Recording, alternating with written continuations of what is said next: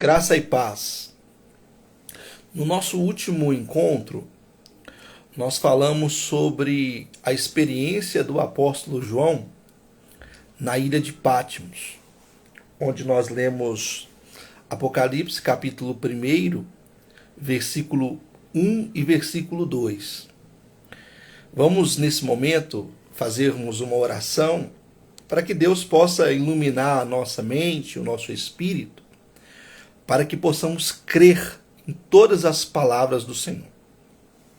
Senhor Deus, nesse momento eu quero colocar diante de Ti as nossas vidas, que a Tua presença venha encher o nosso espírito, que a Tua unção nos ensine, que a Tua palavra nos exorte, nos aconselhe, nos dirija.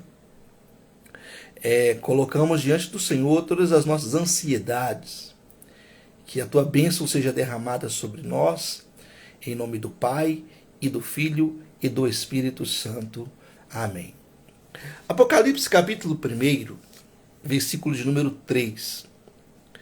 Bem-aventurado aquele que lê e os que ouvem as palavras desta profecia e guardam as coisas que nela estão escritas, porque o tempo está próximo.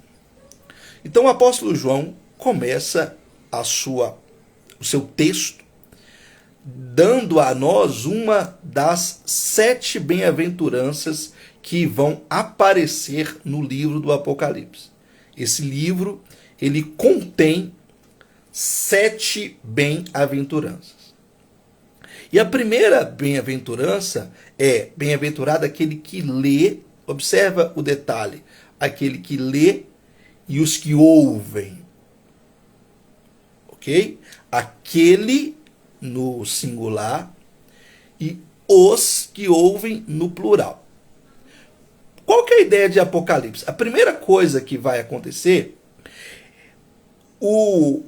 aquele que vai entregar a carta para as 7 igrejas que estão na região da Ásia Menor, ele vai ler o texto do Apocalipse e ele vai ler o texto para a audiência da igreja, para toda a igreja que estiver reunida no dia da leitura do texto. Ok? Então havia um leitor do Apocalipse e muitos ouvintes. E aquele que leu era bem-aventurado, e aqueles que ouviram eram bem-aventurados. Eles recebiam da parte de Deus uma bem-aventurança pelo simples fato de estar lendo o livro e estar ouvindo a leitura do texto. E ele está dizendo para nós que aqui tem uma profecia. Quando fala profecia, fala o todo do Apocalipse. Bem-aventurado aquele que lê e ouve esta profecia, este texto. E ele continua: e aquele que além de ouvir, guarda no coração as coisas que estão escritas, porque o tempo está próximo. Então o apóstolo João escreve o livro do Apocalipse, envia para o mensageiro. O mensageiro leva essa carta e esta profecia. Por que uma carta? Observe esse detalhe. Quando o enviado do Apocalipse levou o texto, ao lado do texto ele levou uma cópia da carta referente àquela igreja. Tinha o texto do Apocalipse e uma carta, uma cópia da carta àquela igreja. Por exemplo, quando o leitor leu lá na igreja aos Efésios, ele leu o texto do Apocalipse e no final ele leu exclusivamente a carta aos Efésios. Então a leitura da carta aos Efésios, ela foi feita 2 vezes. Porque no livro do Apocalipse, você vai ver daqui a pouco, tem a carta aos Efésios. Mas como apêndice, havia a própria carta aos Efésios. A carta ficava na igreja e o Apocalipse era levado para outra igreja para ser lido na outra igreja. Chegando lá, lia-se o Apocalipse, lia-se a carta, deixava a carta da igreja e levava para as demais igrejas que estavam reunidas na região da Ásia Menor. E é o que ele vai dizer, versículo 4. João, às 7 igrejas que estão na Ásia, graça e paz seja convosco da parte daquele que é, e que era, e que há de vir, e da dos 7 espíritos que estão diante do trono de Deus, diante do seu trono. Então a primeira coisa que a gente vai ver aqui no versículo 4 é que João estava dizendo assim, ó, eu vou escrever essa carta, essa profecia para 7 igrejas que estão na Ásia.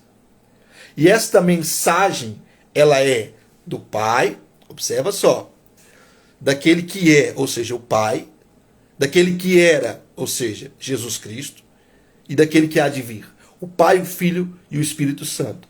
E da dos 7 espíritos que estão diante do trono de Deus. Então por que tem o número 7 aqui? Vamos lá. O número 7, ele representa o número de Deus. Então João está escrevendo o Apocalipse para a igreja que é de Deus. Tá bom? Esse número, ele não está no livro à toa, ele não está no livro gratuitamente. Esse número, ele tem um propósito. Qual é o propósito desse número? Revelar para aquela igreja que ela pertencia a Deus. Observa um pequeno detalhe.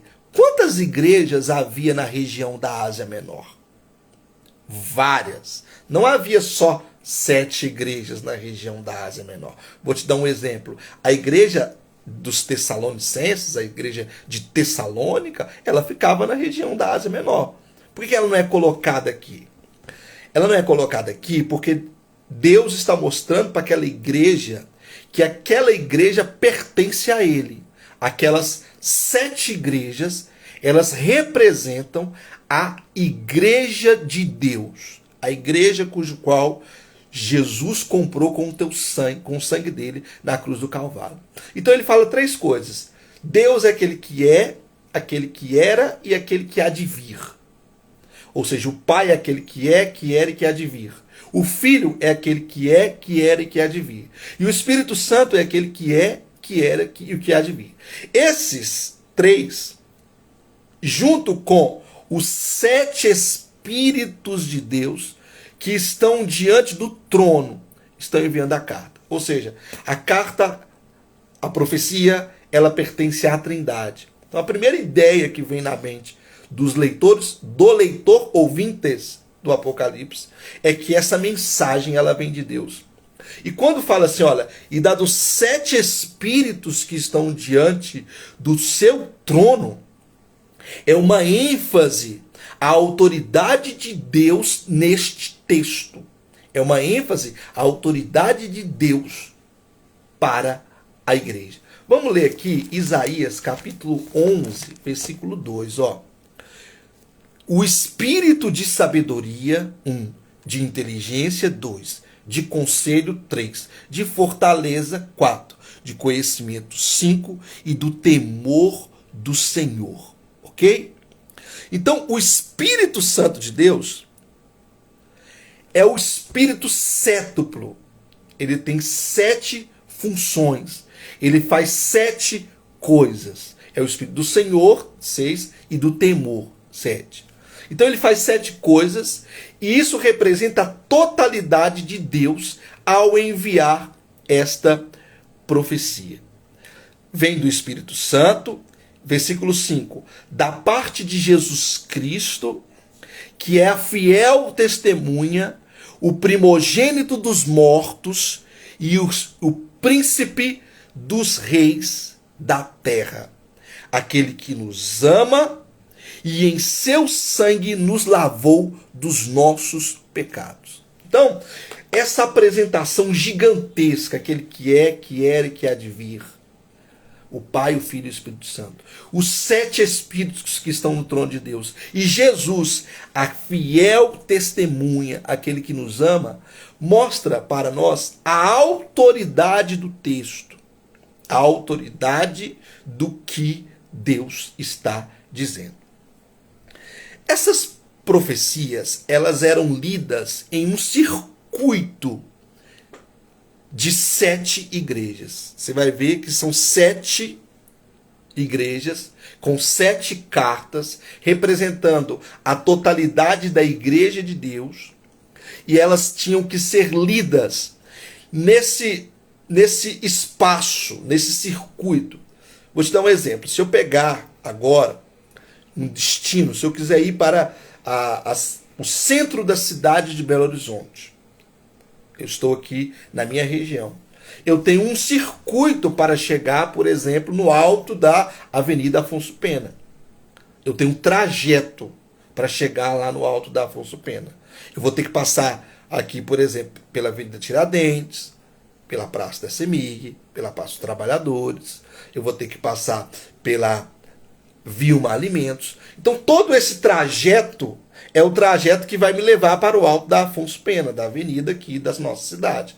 Então, o mensageiro do Apocalipse, ele passava por essas 7 igrejas que faziam um trajeto.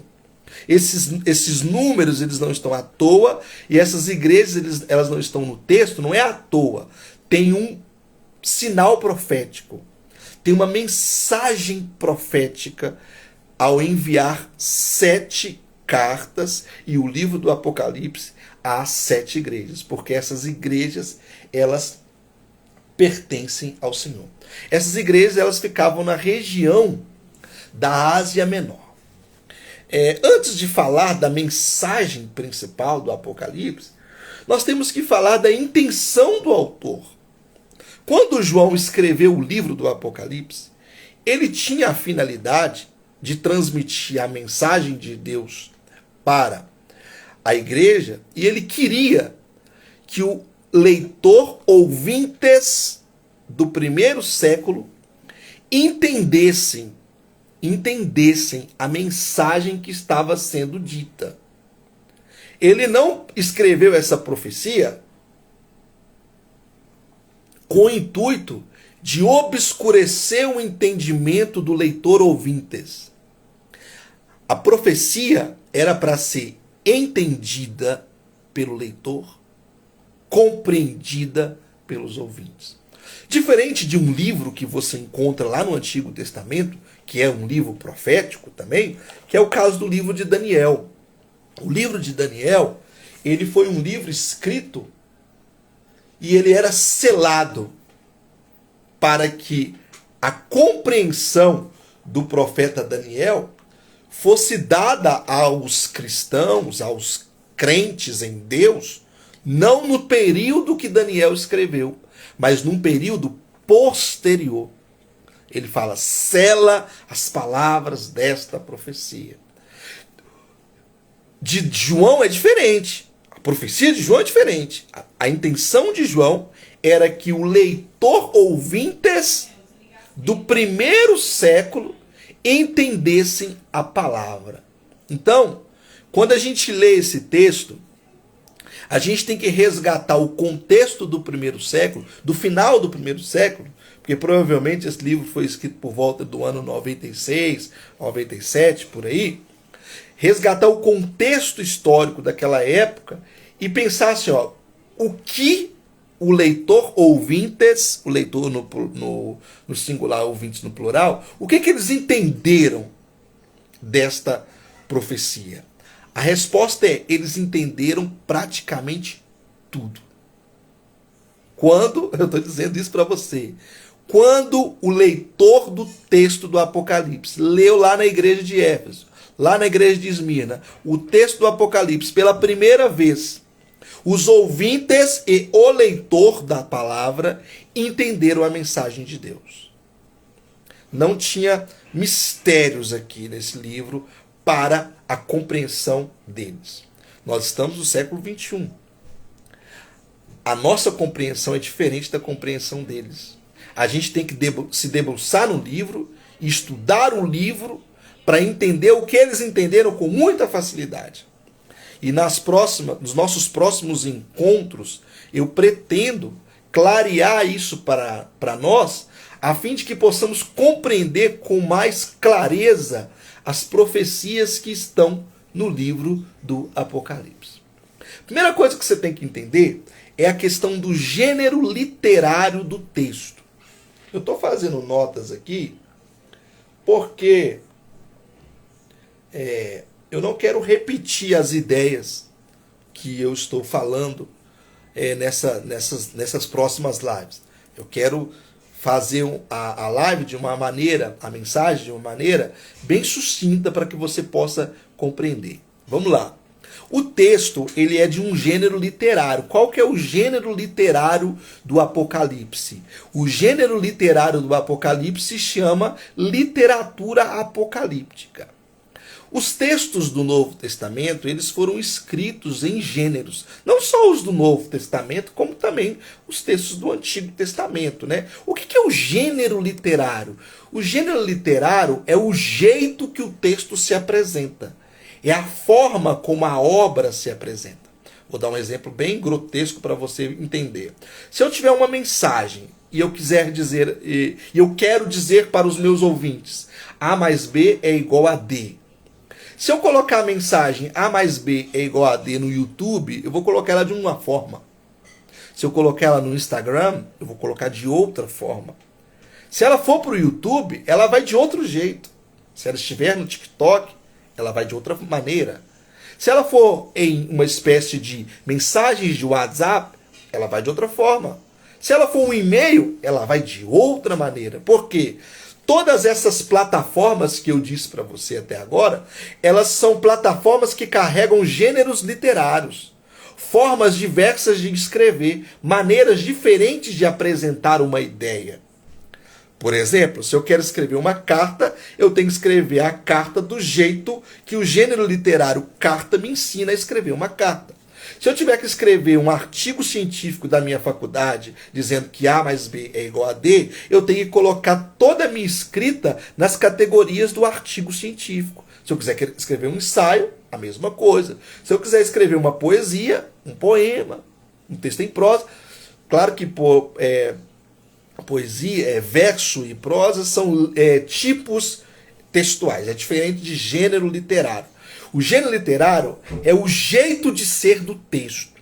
Quer ver? Eu vou te dar um exemplo bem bacana para você entender essa questão do gênero. O Novo Testamento ele tem vários gêneros literários. Por exemplo, João. João escreveu um evangelho, 3 epístolas e um apocalipse. O evangelho ele é diferente das epístolas, que é diferente do apocalipse. O evangelho ele é uma espécie de imitação das biografias heróicas que haviam naquela época dos escritores do Novo Testamento. Haviam biografias dos heróis gregos e de personagens políticos e de figuras notáveis na história grega e latina que eram escritas em uma categoria biográfica.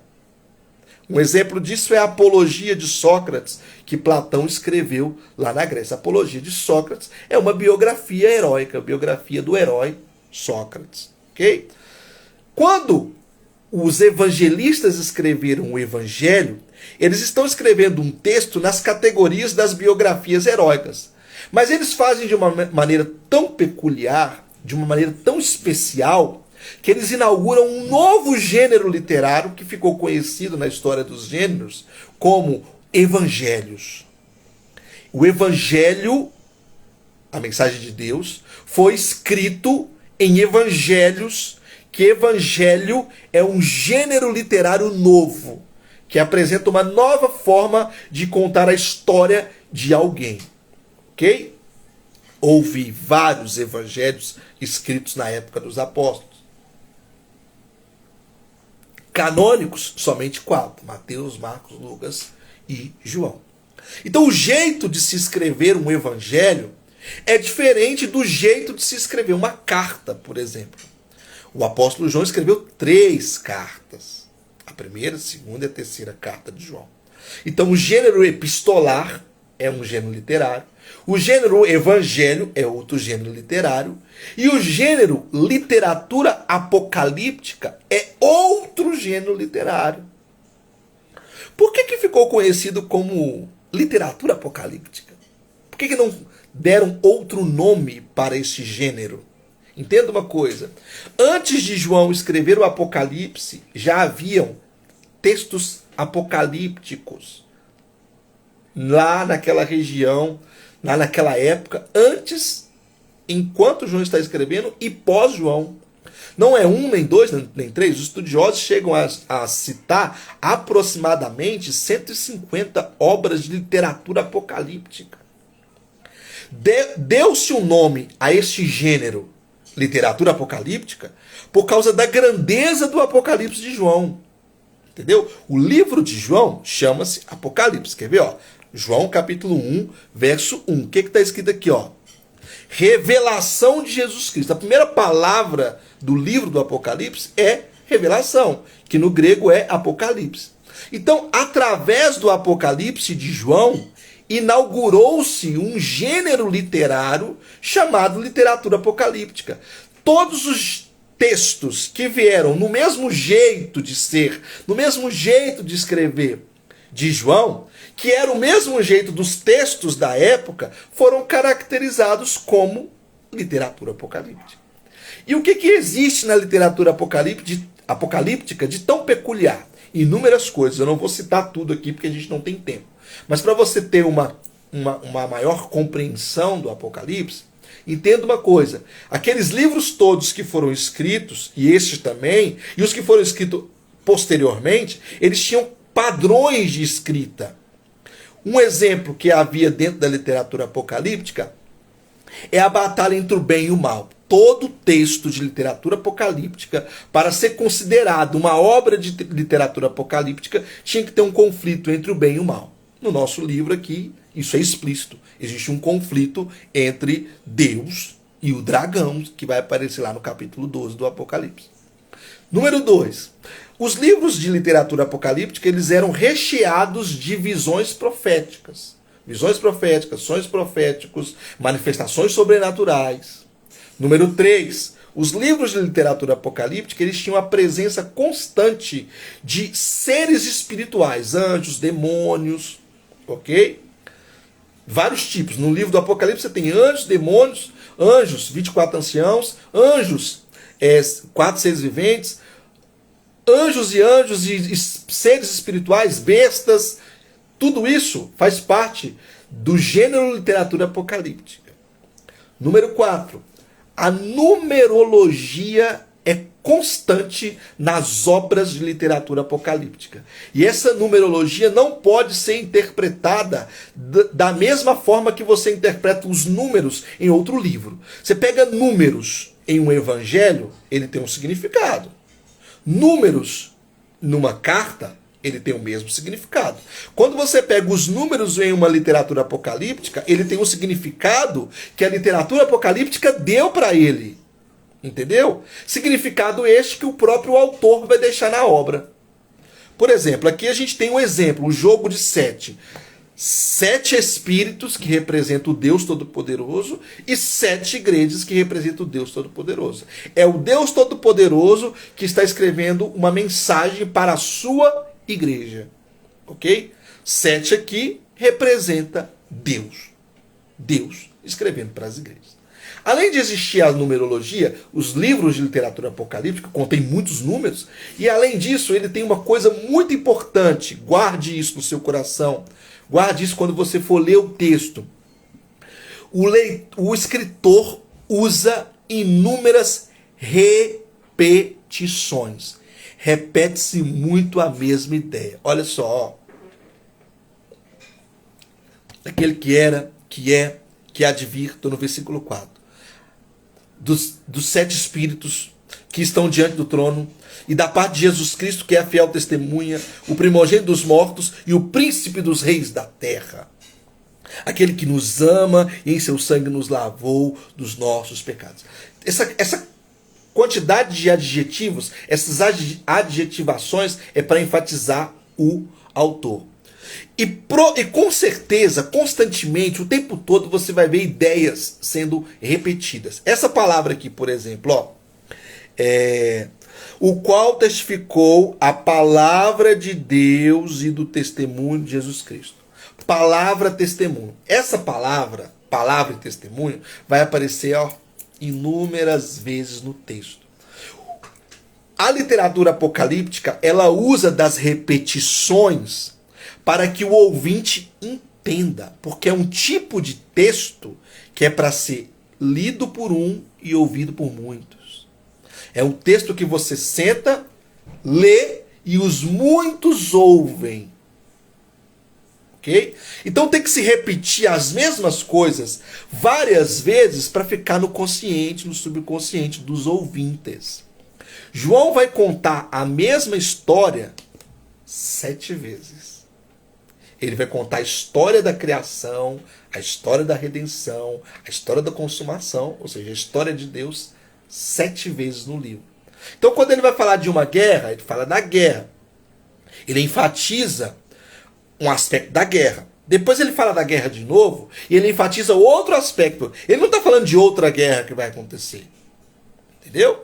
Ele vai falar de um mesmo tema 7 vezes, contando 7 histórias. Beleza? Então, isso é importante para você entender o livro do Apocalipse. Então, ele está escrevendo uma obra de literatura apocalíptica e ele deseja que o ouvintes e o leitor entenda. Versículo 7 de Apocalipse 1. O tema principal. Qual é o tema principal desse livro? O que esse livro está falando?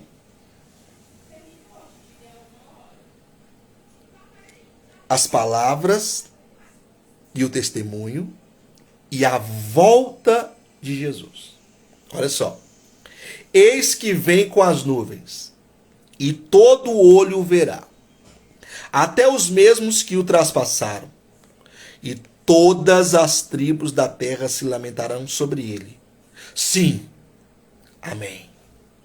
Então ele já começa chutando a porta. Jesus está voltando. Jesus vai vir. A qualquer momento ele vai vir e ele enfatiza essa questão. Todo olho verá.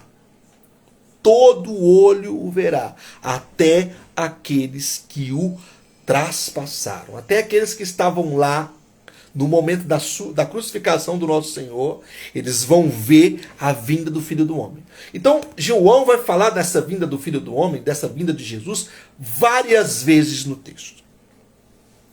E ele fala, quem é que vai vir? Eu sou o Alfa, o Ômega, o princípio e o fim, diz o Senhor, que é, que era e que há de vir.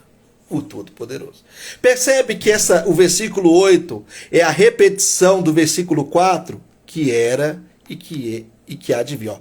Que é, que era e que há de vir. Verso 8. Que é, que era e que há de vir. Então imagina você está lá ouvindo o Apocalipse, você está lá na igreja, aos Efésios, você está lá congregando na igreja. Olha, chegou o mensageiro. Quem é o mensageiro? É um homem de Deus. Trazendo que mensagem? A mensagem do apóstolo João. Ele vai ler. Aí ele fala, graça e paz seja da parte daquele que é, e que era, e que há de vir. Aí ele fala tudo que falou no versículo 5. Aí ele chega no verso 8, o príncipe, o primeiro e o fim. O princípio e o fim, diz o Senhor, o que é, e o que era, e o que há de vir. Então essa expressão, o que é, o que era, o que há de vir, o que é, o que era, o que há de vir, sendo repetida no ouvido dos ouvintes, faziam com que eles compreendessem com clareza a mensagem. Qual mensagem? Que ele é o Deus, que ele foi o Deus e que ele virá. Olha só, em 8 versículos aqui, ele já falou da vinda dele 3 vezes. Você viu? Olha só. Que é, que era e que há de vir. Verso 4. Aí aqui ele fala, eis que vem com as nuvens. Ele virá, ele vem, e ele repete de novo, aquele que é, que era e que há de vir, vírgula, o Todo-Poderoso. Lá no versículo 4, ele fala, e dá dos 7 espíritos que estão no trono de Deus. Agora que ele enfatiza o poder de Deus. Quem Deus é? O Todo-Poderoso. Versículo 9. Agora o escritor vai entrar em cena. Você tem que entender uma coisa, o Apocalipse é dividido em 3 tempos. 3 tempos. A gente divide o Apocalipse da seguinte forma: João em Patmos, João no céu, João na terra. Primeira parte, João está lá na ilha de Patmos. Vai lá na primeira pregação que você vai entender isso. A segunda parte, João vai lá para o céu. E a terceira parte, João vem para a terra, trazendo uma mensagem do céu. Aí ele vai dizer, ó, eu, João, que também sou vosso irmão e companheiro. Agora, olha que detalhe. Presta atenção, irmão. Vem cá, chega perto, chega perto, chega perto. Companheiro aonde? Na aflição. Essa palavra é muito importante para você entender o livro. Pra você entender o livro do Apocalipse, você tem que guardar essa palavra aqui, ó. Na aflição. Eu estou escrevendo esse livro e eu sou companheiro seu, irmão. Sou companheiro na aflição. E no reino e na paciência de Jesus Cristo. Eu estava na ilha chamada Patmos por causa da palavra de Deus e pelo testemunho de Jesus Cristo. Lembra que eu falei lá no versículo de número 4, a palavra de Deus e o testemunho. Versículo 2, a palavra de Deus e o testemunho. Agora ele repete, tudo isso que eu vou dizer para você, tudo isso que eu vou revelar para você é por causa da palavra de Deus e do testemunho de Jesus Cristo. Ele repete a mesma expressão do versículo 2 aqui no versículo 9. A palavra de Deus e o testemunho. O que João está dizendo? João está anunciando a palavra que Deus deu mediante o testemunho de Jesus Cristo. Ok? Aí ele vai dizer, olha, eu fui arrebatado. Ele fala assim, ó, eu estava lá em Patmos. Por que eu estava lá em Patmos? Porque eu estava pregando o evangelho. Eu preguei o evangelho e porque eu preguei o evangelho eu fiquei preso lá. E quando eu estava preso lá, ele vai dizer, eu fui arrebatado em espírito no dia do Senhor, ou seja, no domingo. Em um certo domingo, eu fui arrebatado em espírito. Na primeira mensagem, ouça, eu falo sobre o arrebatamento de sentidos. Aqui ele fala, eu ouvi de trás de mim uma grande voz. Primeira figura de linguagem que aparece, como de uma trombeta. Quer dizer que João ouviu uma trombeta? Não, ele ouviu uma voz. E a voz tinha uma autoridade imensa que parecia uma trombeta tocada. Observa que aqui nesse primeiro capítulo ele está enfatizando a glória de Deus e o poder de Deus. Ele tem 7 espíritos que estão diante do trono de Deus. A mensagem do Todo-Poderoso. E a voz dele é a voz como de uma trombeta que tem autoridade. Versículo 11. Que dizia, o que vês, escreve-o num livro e envia-o às 7 igrejas que estão na Ásia. Olha que interessante. O versículo podia acabar aqui. Concorda? Se ele estivesse escrevendo um evangelho, o evangelho poderia acabar aqui. A carta poderia acabar aqui. Mas como não é um evangelho, não é uma carta, é uma literatura apocalíptica, ele vai repetir o nome das 7 igrejas. Ele vai dizer quem são as 7 igrejas que estão na Ásia. A Éfeso, e a Esmirna, e a Pérgamo, e a Tiatira, e a Sardes, e a Filadélfia, e a Laodiceia. Você vai escrever, eu vou escrever essas coisas, né, que Deus está me mostrando, e Deus vai mostrar essas coisas para essas 7 igrejas. O Apocalipse é um livro para 7 igrejas? Não. O Apocalipse é um livro para a igreja. Para toda a igreja. Porque o 7 representa a igreja de Deus. A igreja cujo qual Deus comprou no sangue do seu filho. E virei-me para ver quem falava comigo. E virando-me, vi 7 castiçais de ouro. Ele vê 7 castiçais de ouro. As profecias do Apocalipse, elas precisam ser interpretadas à luz do Antigo Testamento. Tá? Vou colocar aqui mais uma notinha aqui. 7 cartiçais de ouro. O apóstolo João, ele não vai citar nenhuma referência do Antigo Testamento. Ele vai citar o Antigo Testamento abundantemente através de imagens. Ele vai mostrar imagens e essas imagens vão levar a gente para o Antigo Testamento. O que tinha lá no templo que Moisés havia construído no deserto? Tinha os 7 cartiçais. O cartiçal com 7 lâmpadas. Ok? Aquele cartiçal era um símbolo de Deus no meio do povo. E ele ficava no tabernáculo. Então, João vai construir na mente do leitor, ouvintes, essa ideia de que essa igreja pertence a Deus desde a época de Moisés. Quando o ouvinte ouviu isso aqui, ó, vi 7 castiçais de ouro. Ele tem a imagem do castiçal que ficava no templo. E aquele castiçal representava que aquele templo era de Deus. E essas 7 igrejas são a igreja de Deus. As profecias que serão contidas no livro e as figuras de linguagem que serão contidas no livro constantemente serão explicadas pelo próprio autor, que daqui a pouco você vai ver aqui, ó. Ele vai explicar o que são os 7 castiçais, beleza? E quando ele não explicar, você não precisa buscar na sua mente, nossa, o que será? O que pode ser? Meu Deus, tem um mistério aqui. Não, você não vai buscar na sua cabeça um mistério aqui. Você vai ler o Antigo Testamento e você vai achar lá. Porque João escreve isso no seu WhatsApp, no seu Facebook, na bio aí. João está trazendo imagens de coisas que estão no Antigo Testamento e no Novo Testamento também. Imagens dos projetos de Deus, do propósito de Deus.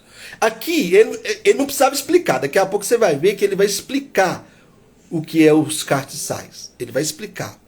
Mas ele não precisava explicar, porque na nossa mente a gente sabe que os castiçais é aquele castiçal que ficava lá no templo de Moisés, que representava a glória de Deus. Ok? Então, os 7 castiçais são as 7 igrejas. Eu vi 7 castiçais, ou seja, eu vi as 7 igrejas. E no meio dos 7 castiçais, um semelhante. Olha que coisa mais linda. Meu Deus, esse livro é lindo.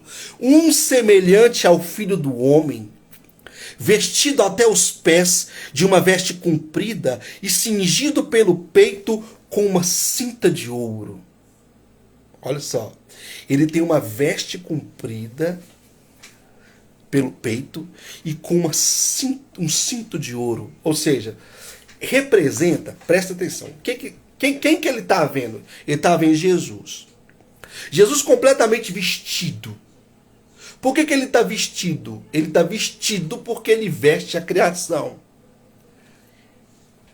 Quando a criação se apresentou diante de Deus, ela estava vestida com a glória de Deus. E aí, a criação pecou lá em Adão e Eva, lembra? Quando Adão e Eva pecou, eles se viram nus.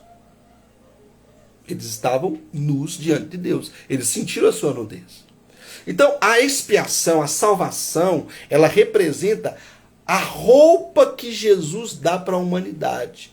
Qual é a roupa que Jesus dá para a humanidade? A sua própria roupa. Jesus veste a humanidade. Quando fala assim, ó, esse vestido cingido, essa veste comprida, é que Jesus cobriu os pecados de toda a humanidade na cruz do Calvário. E ele tem um cingido no peito, uma cinta de ouro, representando o que ele pagou na cruz do Calvário, representando a glória de Jesus Cristo, tudo que Jesus é. Então ele viu este semelhante ao Filho do Homem. Para você entender a profecia, essa palavra, você tem que ler o profeta Daniel e o profeta Ezequiel. Porque lá no profeta Daniel e no profeta Ezequiel aparece o Filho do Homem. O Filho do Homem, segundo Daniel e Ezequiel, é aquele que possui a glória de Deus, o ancião de dias. É o próprio Deus. Ele viu, olha só, e no meio dos 7 castiçais, um semelhante ao Filho do Homem, ou seja, eu vi o próprio Deus. Esse Deus está vestido até os pés. E ele tem um peito, uma cinta de ouro. E aqui ele continua. E a sua cabeça e cabelos eram brancos como lã branca, como a neve, e os olhos como chamas de fogo. Você, quando lê esse texto, você você não precisa ficar pensando, ó, imagine Jesus com cabelão brancão, com os olhos cheios de fogo. Não, você tem que entender isso aqui, ó, duas coisas. Isso é santidade e poder. E olha só, a sua cabeça eram brancos como lã branca, figura de linguagem, como a neve, e os olhos como. Esse como representa uma metáfora. João viu atrás dele alguém passeando entre os 7 castiçais. Ou seja, Jesus passeando entre a igreja, e ele tem a sua santidade, e além de ter a sua santidade, ele é cheio do poder. João demonstrou, e Paulo demonstrou, e os evangelistas demonstraram, um Jesus crucificado, derrotado. O servo sofredor de Isaías 53. Agora ele está apresentando o Jesus da glória, o Jesus glorioso, o Jesus cheio de poder, o Jesus que conquistou todos os direitos que a humanidade havia perdido lá no Éden. Percebe que com a história de estar no céu, perdão, não está no céu ainda não, de estar em Patmos e ter essa visão espiritual, mostra a salvação de Jesus e a glória de Jesus para as 7 igrejas. Aquilo ali, lembra da palavra que eu falei, olha, e companheiro na aflição? Vocês estão passando por aflições. Mas aquele que está mandando a mensagem para você, ele é tudo isso aqui. Ele é como o Filho do Homem. Ele é repleto de luz, repleto de santidade, repleto de poder e de glória. É para que o ouvinte entenda quem vai trazer essa mensagem, essas profecias que o pastor Israel vai fazer exposição para nós. É o Deus Todo-Poderoso. É o Cristo da glória. E ele continua. E os seus pés semelhantes a latão reluzente, como se tivesse sido refinado numa fornalha.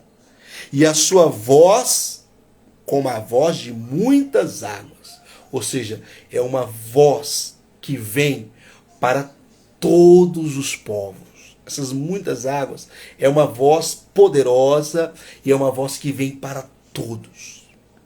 E ele tinha na sua destra tudo isso demonstrando a glória de Jesus. Na sua direita, 7 estrelas. E da sua boca saiu uma aguda espada de 2 fios. E o seu rosto era como o sol quando na sua força resplandecente.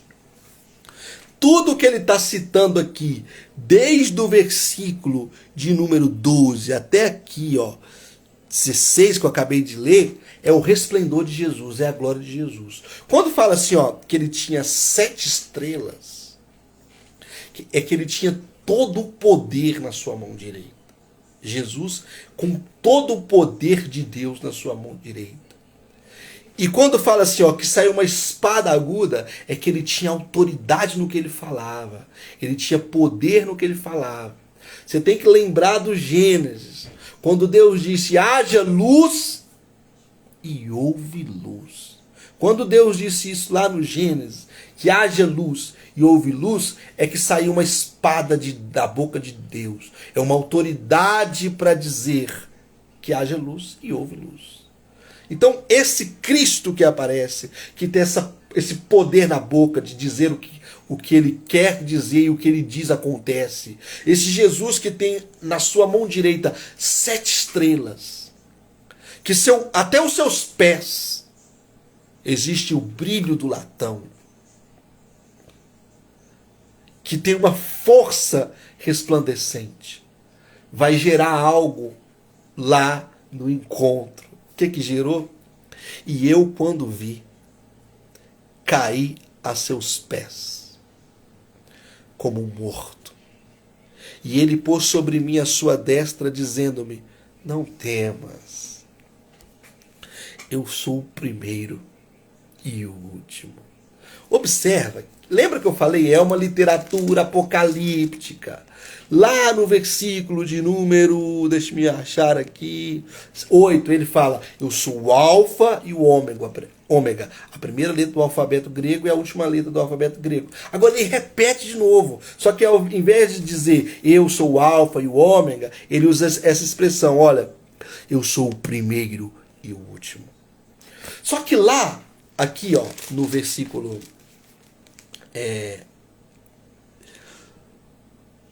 no versículo 8, ele fala assim, ó, eu sou o alfa e o ômega. Quem é o alfa e o ômega? Deus, o Pai. Agora aqui no versículo de número 17, eu sou o primeiro e o último, é o Filho. Lá é o Pai mostrando que ele é o Deus Todo-Poderoso. E aqui é o Filho mostrando que ele é o Deus Todo-Poderoso. Agora presta atenção num detalhe. Apocalipse não pode gerar em nós medo. Apocalipse tem que gerar em nós adoração. Ao ler esse livro, ao ouvir esse livro, eu não tenho que ficar com medo das coisas que o pastor Israel vai falar daqui a pouco, do anticristo, da besta, do falso profeta e das tribulações. Não! Eu preciso glorificar o Deus Todo-Poderoso que está trazendo essa mensagem. Ele caiu como morto. E quando ele fala caiu como morto, ele não está adorando, ele está com medo. O apóstolo João está com medo.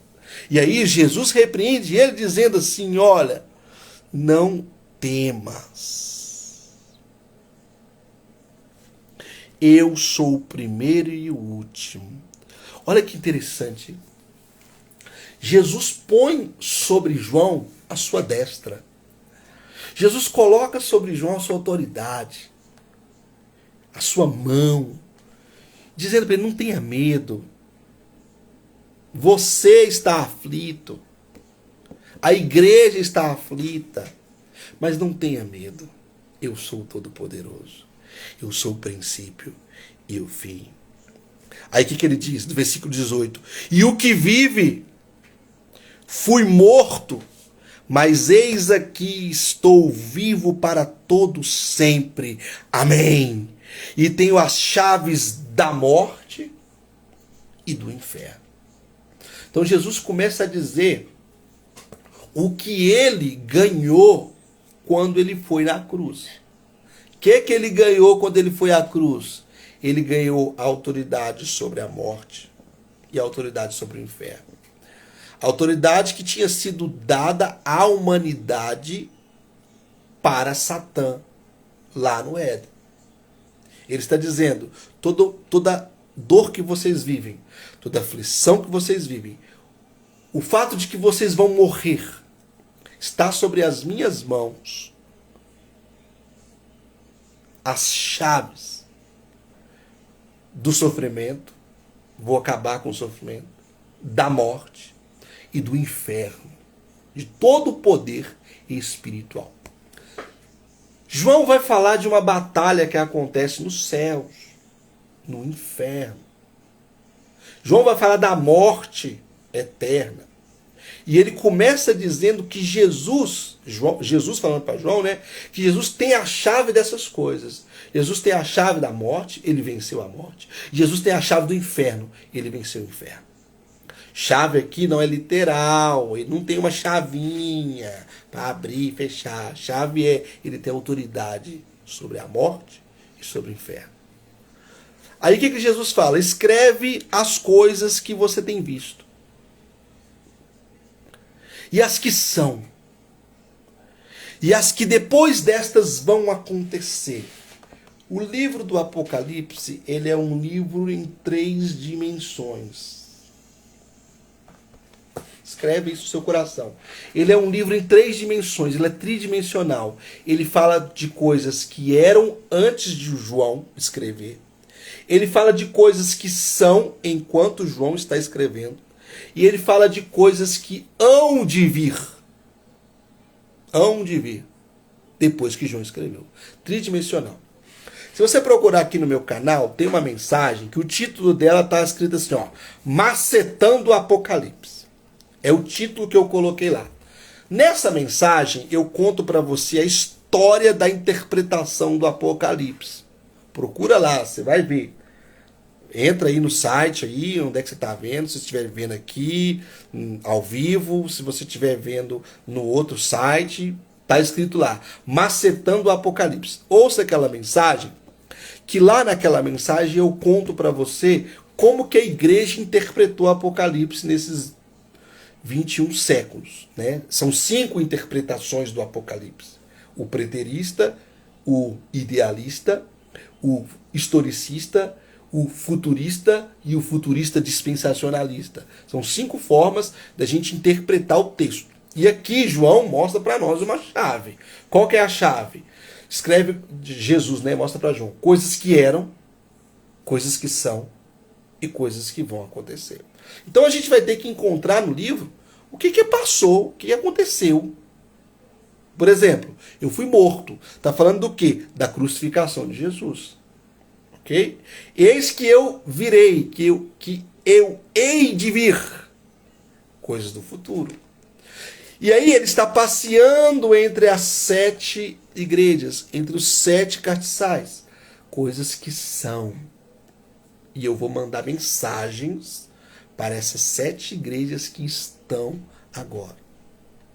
Para a gente terminar a nossa exposição, nós vamos chegar aqui, Apocalipse capítulo 1, verso 3 ao 20. No nosso próximo encontro, a gente vai para o capítulo 2, tá?